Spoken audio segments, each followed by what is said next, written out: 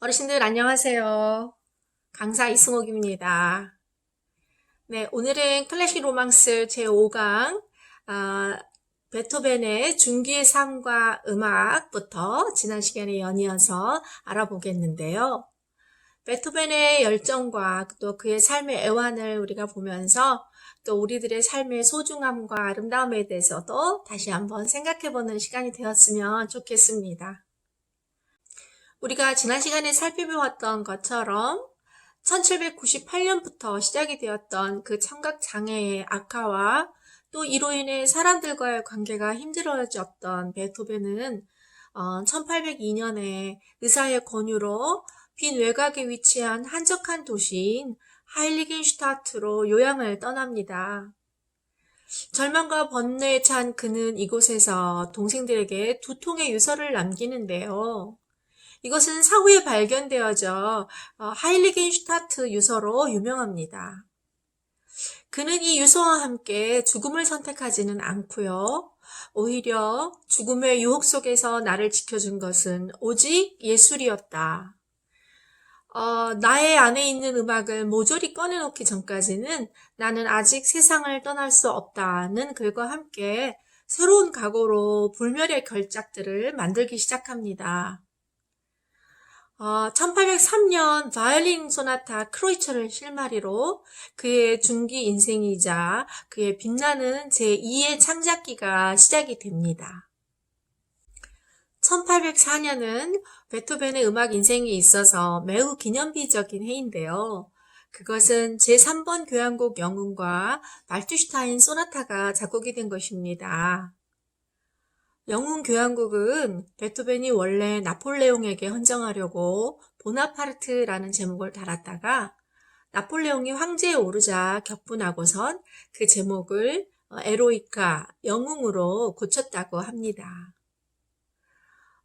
자신이 갈망하는 진정한 영웅에 대해서 그려낸 작품이어서일까요? 베토벤은 자신의 교향곡 중에서 이 영웅 교향곡을 가장 좋아했다고 합니다. 그는 이 영웅 교향곡에서 이전에 작곡했던 제1번 교향곡에 남아있던 모차르트나 하이든의 영향에서 완전히 벗어나서 자신만의 음악 세계를 구축하는 데에 성공합니다. 당시 사람들은 그 기존 교향곡에 비해 2배나 길고 규모가 큰 이 교향곡을 너무 길고 생소한 곡이라고 평가했지만 베토벤은 이 교향곡을 연주하는데 1시간 가까이 걸리는 게 사실이지만 머지않아 이 곡이 전혀 길지 않다고 느껴질 날이 올 것이다 라고 하며 이 곡에 대한 강한 애착과 자부심을 드러냈는데요. 실제로 이 베토벤의 예언이 사실로 이루어졌습니다.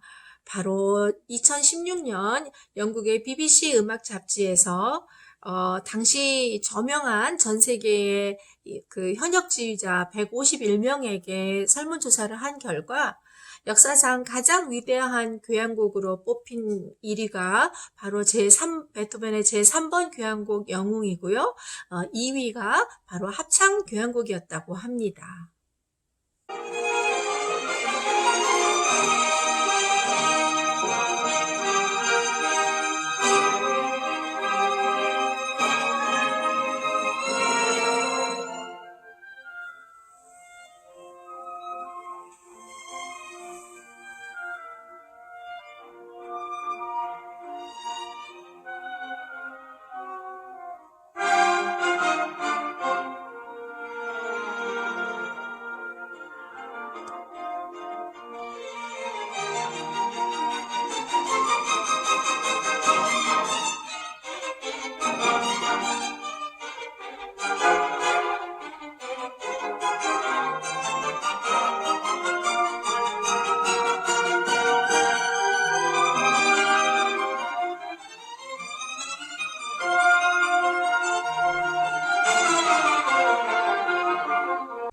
말투슈타인 소나타는 그의 피아노 작품의 특징인 오케스트라를 방불케 하는 엄청난 사운드를 뿜어내는 소나타로 유명한데요.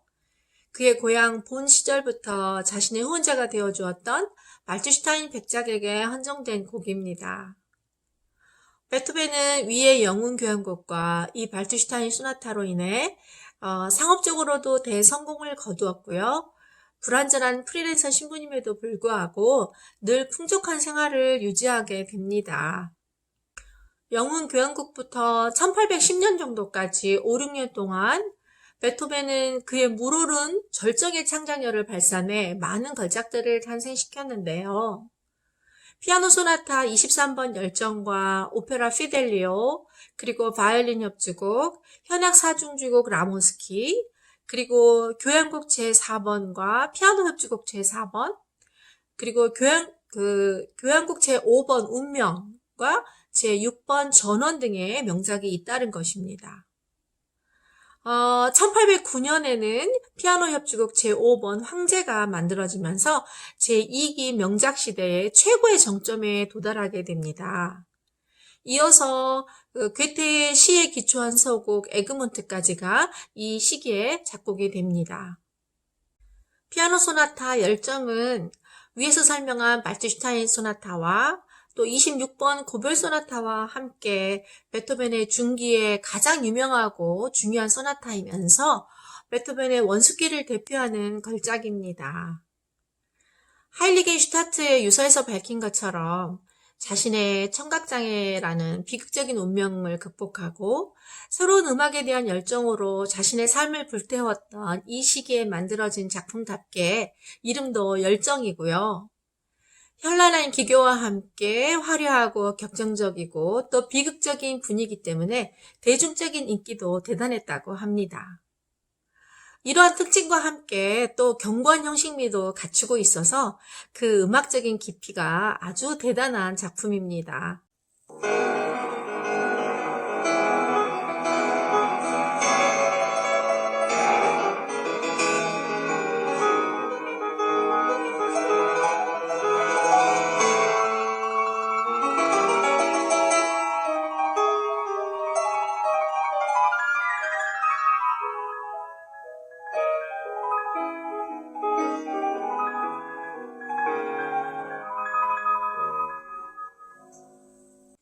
베토벤의 5번 교향곡 운명은 베토벤이 단조 조성을 처음 사용한 교향곡인데요.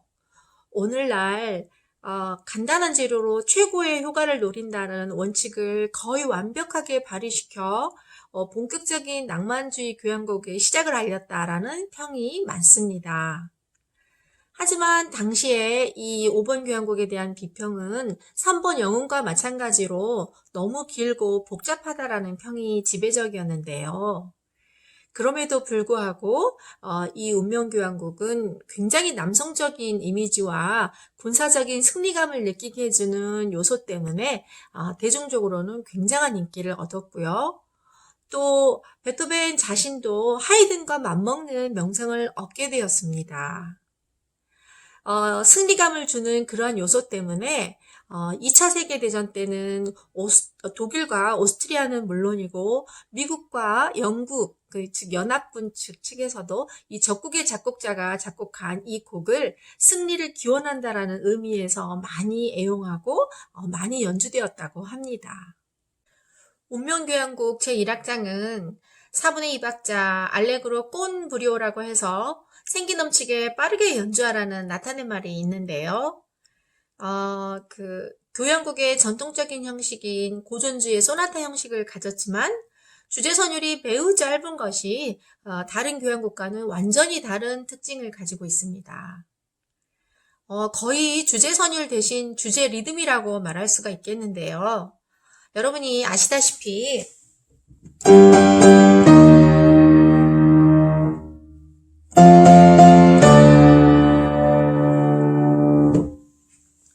이 주제 리듬이 현악기의 유니즌으로 시작이 되면서 매우 강인한 리듬의 힘을 나타내는 것이 특징이라고 할 수 있죠. 마치 운명의 힘이 문을 강하게 두드리는 것과 같은 그런 느낌이랄까요? 우리가 이 운명 1악장을 한번 감상해 볼 텐데요. 이 주제 리듬이 어떻게 변화하고 발전이 되는지, 그리고 운명의 힘에 맞서서 인생의 풍파를 견뎌내는 그 인간 승리자의 모습을 한번 그리면서 감상을 해보시면 어떨까요? 20세기 최고의 그 지휘자 중 한 사람이면서 또 세계 최고의 교향악단 중에 하나인 베를린 필 교향악단을 35년간이나 지휘했고, 또 우리에게는 조스미 씨의 음성을 신이 내린 목소리라고 인정해 주었던 지휘자로 잘 알려진 헤르베르트 폰 카라얀이 그의 전성기인 1972년 2월에 베를린 필 교향악단과 함께 연주한 48년 전 영상으로 한번 감상해 보시겠습니다.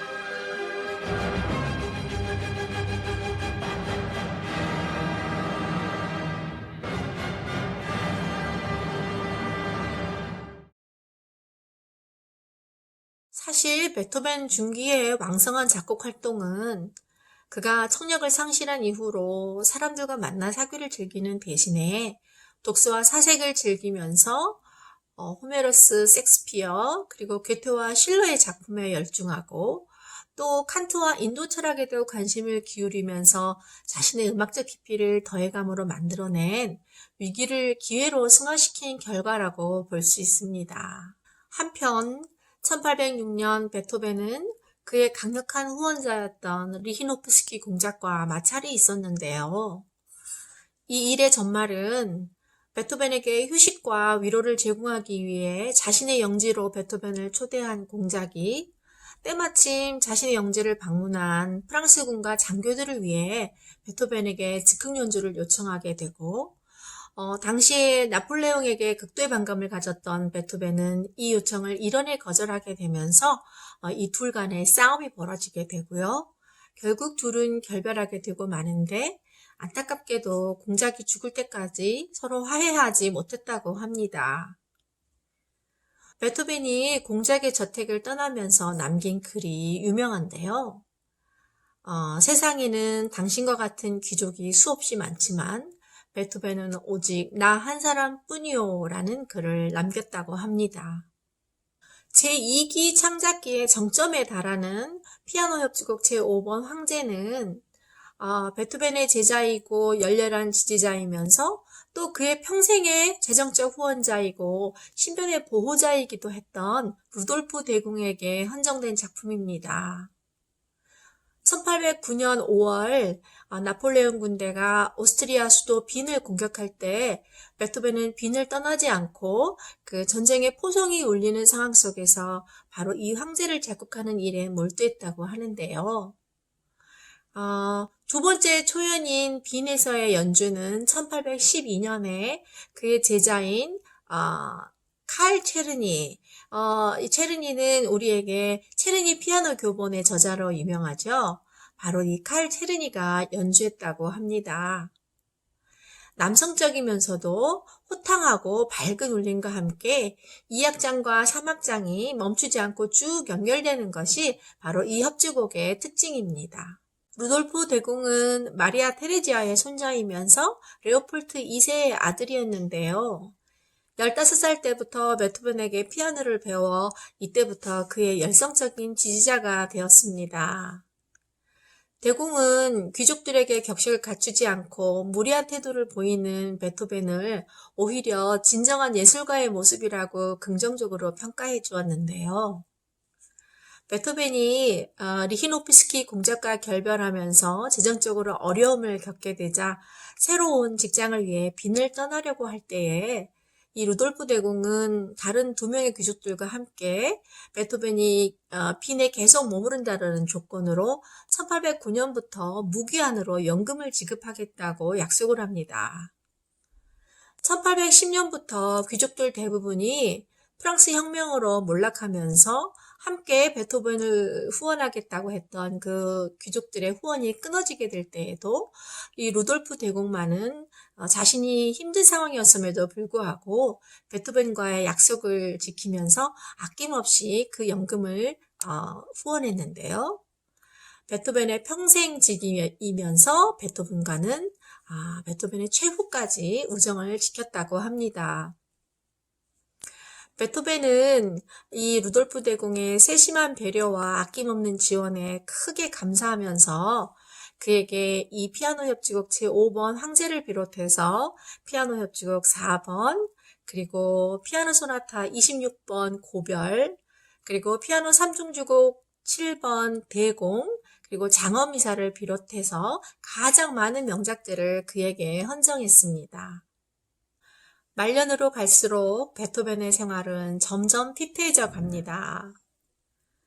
독신으로 살면서 자식이 없던 베토벤은 결핵으로 사망한 동생 카스파의 아들 칼의 친권을 놓고 부정한 여인으로 낙인 찍혔던 카스파의 부인과 소송을 벌인 끝에 어렵게 칼의 친권 획득에 성공을 하게 되는데요. 하지만 10대 초반에 이런 일을 겪어야 했던 조카 칼은 자신을 너무 사랑한 나머지 자신에게 집착하는 삼촌의 권위적이고 강압적인 양육 방식에 반발하게 되고요. 이러므로 베토벤은 조카 칼과의 갈등으로 인해서 매우 힘든 날들을 보내게 됩니다. 이런 사생활과 별도로 베토벤의 음악은 점점 깊어지고 원숙해지는데요. 대위법적인 성향이 강해지면서 여태까지 볼 수 없었던 복잡한 구조와 큰 규모의 대작들이 잇따라 창작이 됩니다. 바로 그의 만년의 대작인 장엄미사와 9번 합창교향곡인데요. 이 외에도 피아노 소나타 30번에서 32번, 그리고 디아벨리 변주곡과 같은 독보적인 작품들이 작곡됩니다. 베토벤은 여러 가지 스트레스로 점점 자제력을 잃게 되고 옷차림이나 외모에도 신경을 쓰지 않으면서 길거리에서 마구 소리를 지르거나 종종 집에서 찬물을 얼굴에 끼얹고 바깥으로 나가는 통에 사람들에게 미치광이 취급을 받곤 하게 됩니다. 이런 이유로 그는 살고 있던 하숙집을 수차례나 옮겨야 했고요. 또 경찰관에게 노숙자로 오인받아 체포된 적도 있었다고 합니다. 당시 빈 사람들은 헝클어진 머리와 매서운 눈매를 한 사람이 길거리에서 마구 소리를 지르면 베토벤이구나 하면서 아무렇지도 않게 여겼다고 합니다.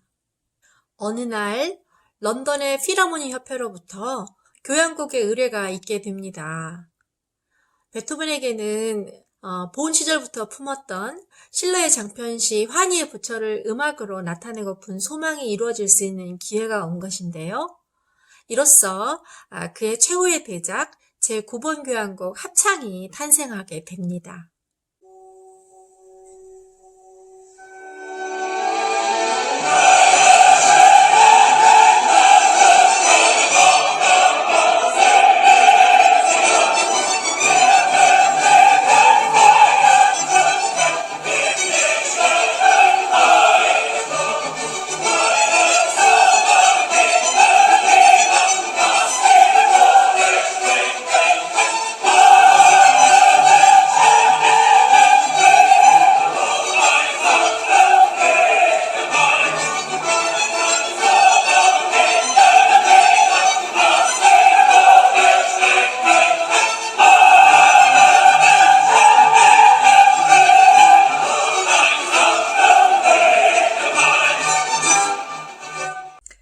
생애 끝자락인 1825년에서부터 1826년 사이에 베토벤은 그의 교향곡보다 더 위대한 음악으로 찬사받으며 현악 사중주의 성서 혹은 인류가 도달한 가장 위대한 음악의 경지라고 불리우는 5개의 현악 사중주곡 12번에서 16번까지와 대푸가를 작곡하게 됩니다.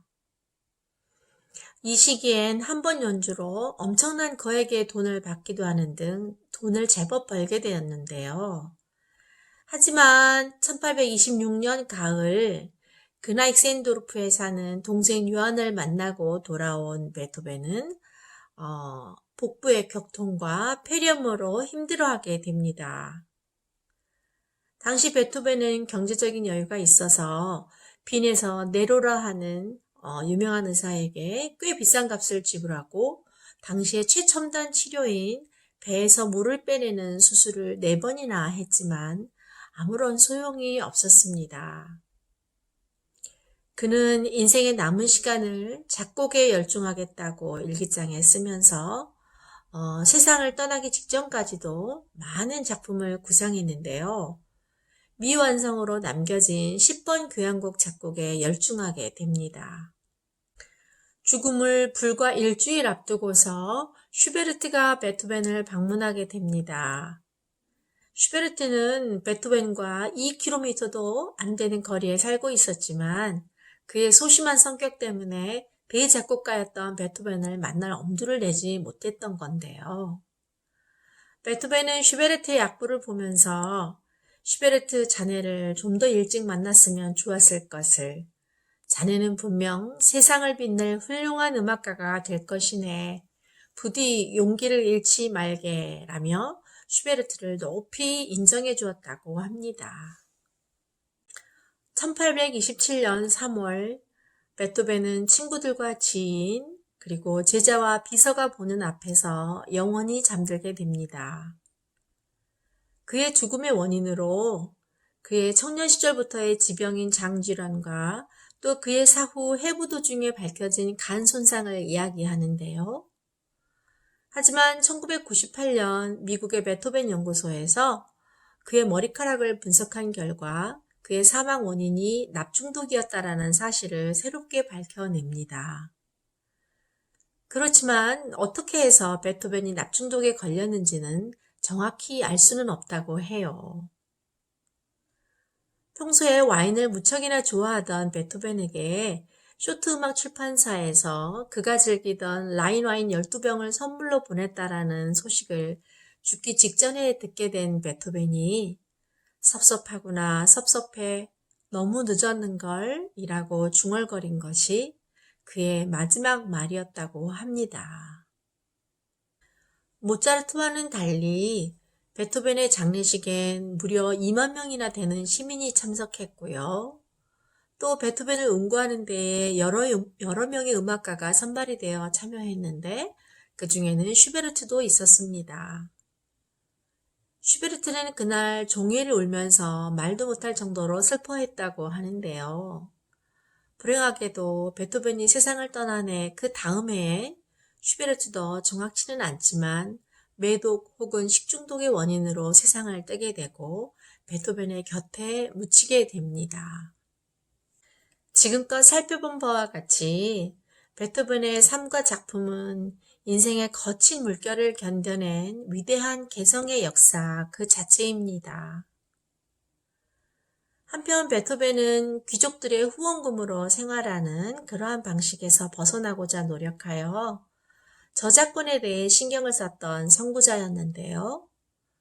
유럽의 출판사들이 앞다투어 베토벤의 여러 작품의 악보를 인쇄하고 또 그것을 판매한 덕에 베토벤은 그럭저럭 안정된 생활을 누렸던 것입니다. 하지만 결혼을 못하고 독신으로 가슴속에 사랑만 간직한 채 그의 사후에 발견이 되었던 불멸의 연인에게라고 하는 수신인이 누구인지도 알 수 없고 또 발송도 하지 않은 채 숨겨두었던 편지를 우리들에게 남겨 그의 연애사에 대한 많은 궁금증과 논란을 낳고 있는데요. 실은 다소 많은 그리고 다양한 연애 상대들이 그의 삶 속에 등장합니다. 그들 대부분은 귀족 출신이었고요. 또 자신에게 피아노를 배웠던 제자들이었으며 여자 쪽 집안의 반대로 헤어져야만 했던 슬픈 사랑들이었습니다. 순수와 열정이 가득했던 베토벤의 연애사는 자신의 음악에도 상당히 많은 영향을 미쳤는데요. 그의 작품 상당수가 자신의 연인들에게 헌정되었던 것입니다. 그중 가장 오래도록 관계를 유지하고 가슴 아픈 사랑을 나눴던 상대는 바로 헝가리 귀족 브룬시피크 백작 집안의 딸이었던 요세피네입니다. 그녀의 오빠인 프란츠 브룬시피크 백작은 베토벤의 오래된 친구이자 열정 소나타가 그에게 헌정되었는데요. 요세피네는 언니와 함께 베토벤에게 피아노를 배우게 되었고 베토벤과 사랑에 빠지게 됩니다. 하지만 요세피네는 가문의 요구에 따라 다른 남자와 결혼을 하게 되고요.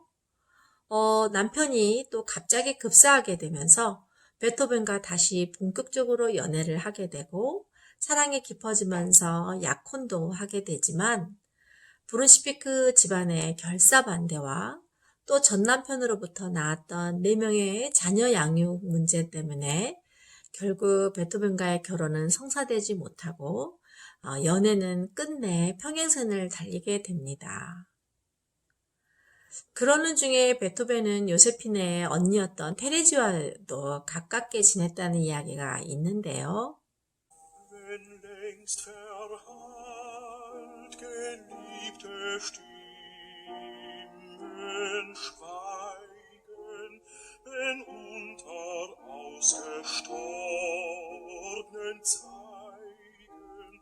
verödet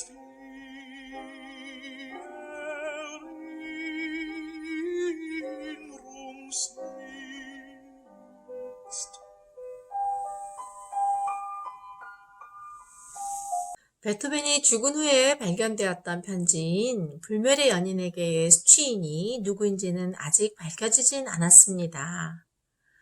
누구는 월광을 헌정받은 귀차르디라고도 하고요. 또 누구는 요세핀의 언니인 테레제라고도 하고요. 최근의 학설로는 위에서 언급한 요세피네가 가장 유력하다라는 말이 있는데 그 어느 것도 결정적인 확증은 없다고 합니다. 163cm의 키에 풍류가 없는 외모를 소유했던 베토벤이 자신과는 다른 배경의 삶 속에 살고 있는 귀족 여성들과 사랑에 빠진 데에는 그의 인간적인 매력과 또 어딘지 모르게 끌리는 깊은 인품이 자리 잡고 있었기 때문이 아닐까 하는 추측을 해보면서 거친 운명과 싸우며 신에게 부여받은 자신의 재능을 인류를 위해 써야 한다라는 사명을 이루기 위해 치열하고도 낭만적으로 살아간 인간 베토벤을 동경해 봅니다. 자, 이렇게 2시간을 할애해서 베토벤의 삶과 음악에 대해서 알아보았는데요. 다음 시간에는 베토벤을 너무나 존경했던 슈베르트가 남긴 음악사의 가장 큰 업적인 독일 가곡과 또 그 작곡가들에 대해서 알아보겠습니다. 어르신들 건강하고 평안한 날들 보내시기를 바라고요. 다음 주에 또 뵙겠습니다. 안녕히 계세요.